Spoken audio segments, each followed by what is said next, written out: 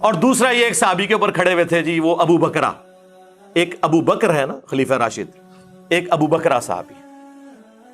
وہ کہتے ہیں جی بخاری میں ان کی حدیث ہے کہ ایک صحابی کھڑے ہوئے اور انہوں نے ارادہ کیا کہ حضرت علی کا ساتھ دیں جنگوں کے دور میں، تو ابو بکرہ نے انہیں روک دیا اور کہا کہ میں نے رسول اللہ سے سنا تھا کہ جب ایک مسلمان دوسرے پر تلوار سونت لے تو دونوں جہنمی ہیں، قاتل اور مقتول، اور ہم نے رسول اللہ سے پوچھا کہ مقتول کیوں جہنمی ہے، قاتل صرف جہنمی ہونا چاہیے تھا، تو نبی علیہ السلام نے فرمایا اس نے بھی تو اپنے بھائی کے قتل کا ارادہ کیا تھا، لہٰذا اب مسلمان آپس میں لڑ رہے ہیں تو تم اس جنگ کا حصہ نہ بنو۔ یہ کس نے کہا؟ ابو بکرہ نے۔ اور ابو بکرہ کے ساتھ جو بنو امیہ نے کیا نا، ہاں، جس نے مولا علی کے ساتھ یہ معاملہ کیا ہے نا، مرنے سے پہلے اس کے 14 طبق روشن کیے ہیں بنو امیہ نے، وہ میں آپ کو بعد میں بتاتا ہوں کہ اس ابو بکرہ کے ساتھ انہوں نے کیا کیا، جو لوگوں کو روکتے تھے حضرت علی کا ساتھ دینے سے، لیکن نیوٹرل تھے، یہ بھی نہیں کہتے تھے کہ آپ معاویہ کا ساتھ دو، حضرت معاویہ کا ساتھ بھی وہ نہیں کہتے تھے رضی اللہ تعالی عنہما، ہم تو احترام سے ہی نام لیں گے ساروں کا۔ تو اس حدیث کے تحت وہ کہتے ہیں جی یہ جو بخاری کے حدیث، او بھائی یہ حدیث اس صورت میں ہے جب کوئی شخص ذاتی دشمنی کی بنیاد پہ ایک دوسرے کو قتل کرے، لسانیت کی بنیاد کے اوپر، جب اللہ کا حکم آ جائے، جو قرآن میں حکم ہے اطیعوا اللہ و اطیعوا الرسول و اولی الامر منکم، اطاعت کرو اللہ کی، اس کے رسول کی اور اپنے حکمران کی، اور سورۃ الحجرات میں حکم آ جائے کہ جب مسلمانوں کا گروہ باغی ہو جائے تو اس کے خلاف قتال کرو یہاں تک کہ توبہ پر آمادہ ہو جائے۔ تو قرآن میں جب لکھا ہے کہ ایک مسلمان نے دوسرے مسلمان کے خلاف تلوار اٹھانی ہے رٹ آف دی گورنمنٹ کو قائم کرنے کے لیے، تو ابو بکرہ نے یہ رزلٹ کیسے نکال لیا؟ بھئی حضرت علی رٹ آف دی گورنمنٹ کو قائم کر رہے تھے، اور پھر حضرت علی سے بڑھ کر کسی کو قرآن اور حدیث کا فہم تھا کہ آپ ابو بکرہ کے پیچھے جا کے چھپیں؟ اب سنیں پھر اس ابو بکرہ کے ساتھ کیا ہوا رضی اللہ تعالیٰ عنہ۔ ان کا بیٹا بتاتا ہے، مسند احمد میں حدیث ہے، اور اس حدیث کا کچھ حصہ ابو داؤد اور ترمذی کے اندر بھی موجود ہے، اس میں بس اتنا ہی ہے کہ ابو بکرہ رضی اللہ تعالیٰ عنہ کہتے ہیں کہ، لیکن اس حدیث کا جو شان ارشاد ہے وہ بعد میں آئے گا مسند احمد میں، پہلے میں یہ حدیث میں نے اپنے پمفلٹ میں بھی ڈالی ہوئی ہے، اتنا حصہ کہ ابو بکرہ کہتے ہیں کہ نبی علیہ السلام لوگوں سے پوچھا کرتے تھے، اگر کسی کو خواب آیا ہو تو نبی علیہ السلام اس کی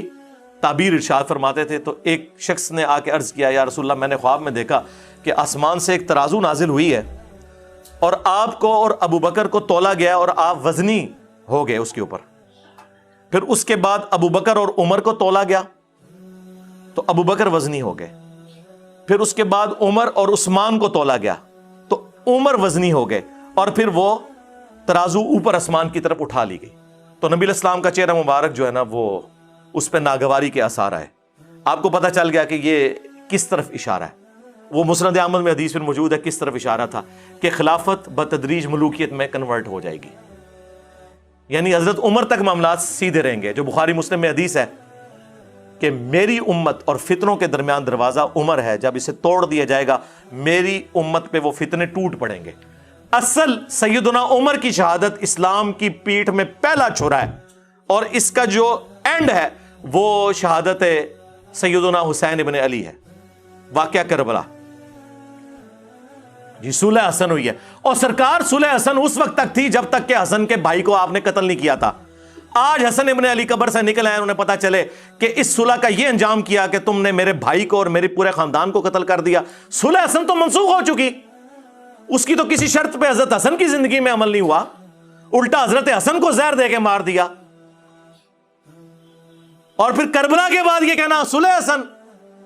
کو گال کرنے والی کرو یارا۔ جس طرح صلح حدیبیہ ٹوٹ گئی تھی اس طرح یہ بھی ٹوٹ گئی، آج کی ڈیٹ میں آپ کیا بات کر رہے ہیں؟ اچھا اس حدیث کی طرف واپس آ جائیں۔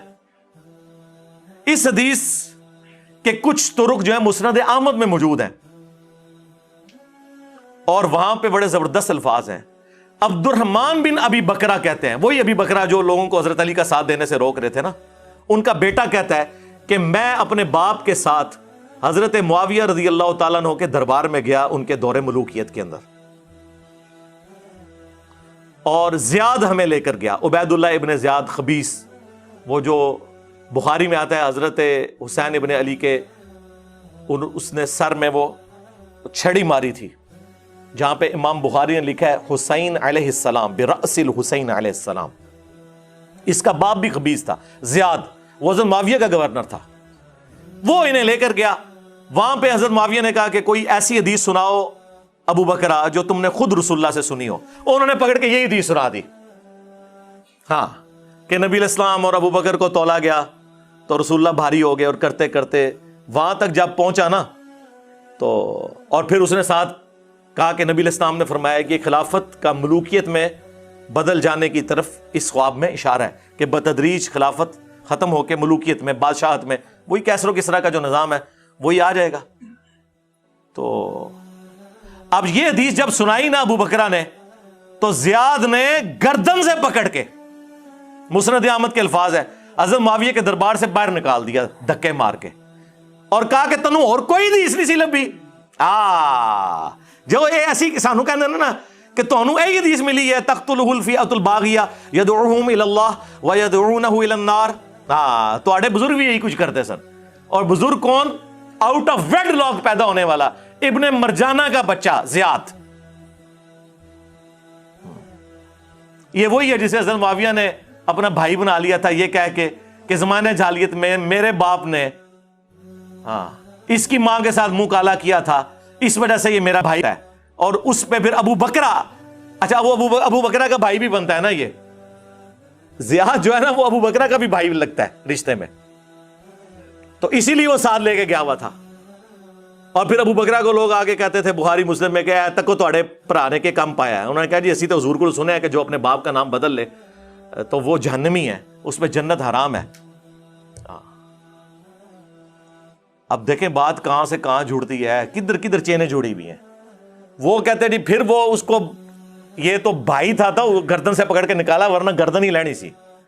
وہ باہر گیا، پھر وہ ان کو دوبارہ دربار میں لے کے آئے کیونکہ ابھی انہوں نے کچھ وہاں پہ آگے گپ شپ کرنی تھی. دوبارہ حضرت معاویہ نے کہا کوئی حدیث سناؤ، انہیں پھر وہی حدیث سنائی. تیسری بار بھی 3 بار ہوا، یہ تیسری بار بھی انہیں حدیث سنائی. تو بس 2 دفعہ تو حضرت معاویہ نے سن لیا، تیسری دفعہ حضرت معاویہ نے کہا کہ اچھا خلافت کے بعد ملوکیت ہو جائے گی، ٹھیک ہے ہم پھر بادشاہ ہونے پہ ہی راضی ہیں. بجائے یہ کہ وہ اس پہ استغفار کرتے کہ یہ میرے بارے میں کیا کچھ ہے، انہوں نے کہا ٹھیک ہے اسی اس تے ہی خوش ہاں، ٹھیک ہے. یہ دیکھ لیں، یہ وہ ابو بکرہ ہے جن کی حدیثیں پیش کیا کرتے تھے، عبداللہ بن عمر کی پیش کرتے تھے. یہ ان لوگوں کے ساتھ بنو امیہ نے خود کیا کیا ہے.